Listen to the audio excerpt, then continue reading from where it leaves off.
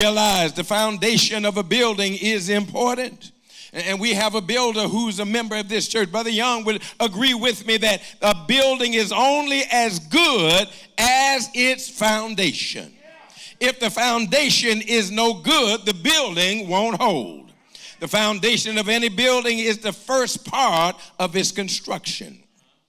And oftentimes, if that building is destroyed, it's the last thing that you see. Am I talking to anybody? And foundation is incredibly important to the duration and durability of the building. In other words, if the foundation is strong, the building will hold up. Without a stable foundation, the building is not reliable, nor will it last.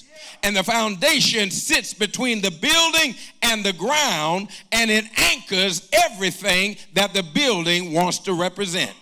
In other words, you can't be much if you don't have much of a foundation. Too many of us try to have stuff without a foundation. You got to build your foundation on Christ. You got to have God as the bedrock of your life. Too many of us try to have marriages without a foundation. You just can't fall in lust and have a marriage. Because one day that ardor, that so-called attraction is going to cool. And if you hang around long enough, the grass is going to wither. And the flowers will fade. Y'all will figure that one out next week. And all that you thought you had is not going to be there. You can't have a friendship without a foundation.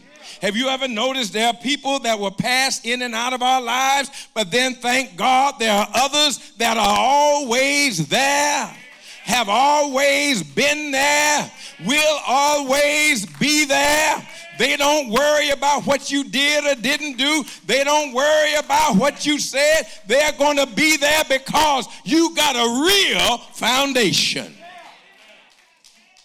And so we'll find that in the past years, everybody has been exposed to trouble.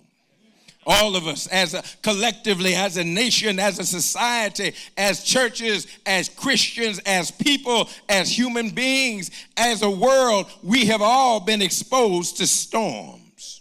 And being in these storms, we have learned that there's chaos, confusion, and destruction everywhere. And we have found out what things are real and what things aren't. We found out who in the church was real and who's not. I just said something there. Because, you know, when we took the break with the pandemic and nobody could meet for a while, a lot of folk decided, well, you know, I didn't like going every Sunday, no way. I'm glad I can stay home. And then when the churches reopen, some folk are pressing their way anyway. Some folk are watching every Sunday anyway. And others, church what? Talk to me, somebody.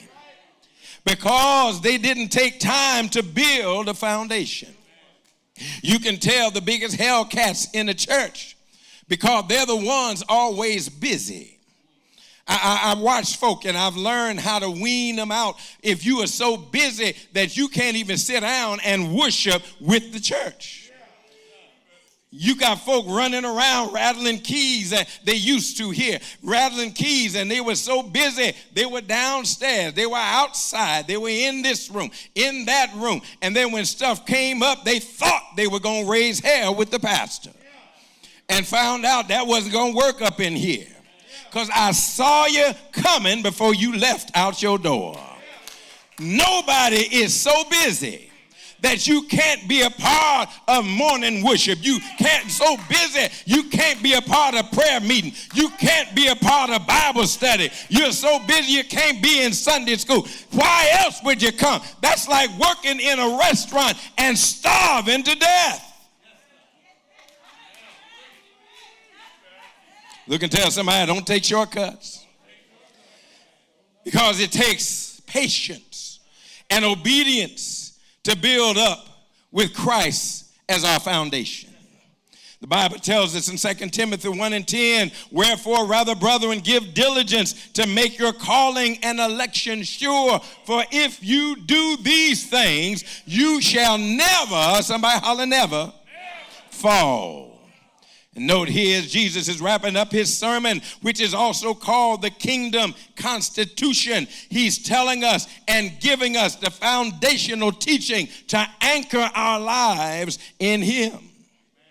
That Sermon on the Mount, he shares the Beatitudes, which is the attitude of a Christian. He talks about being salt and light, how we are supposed to make a positive difference wherever we go. I don't care if everybody in your office is unsaved. When you show up, you ought to bring some salt, meaning some seasoning, some flavor, and you ought to add some light to the situation. He talks about fulfilling the law. Too many of us say, well, you know, we're not under the law. No, we're not under the law, but that doesn't mean you can live any raggedy way. And so many of these churches have gotten caught up in talking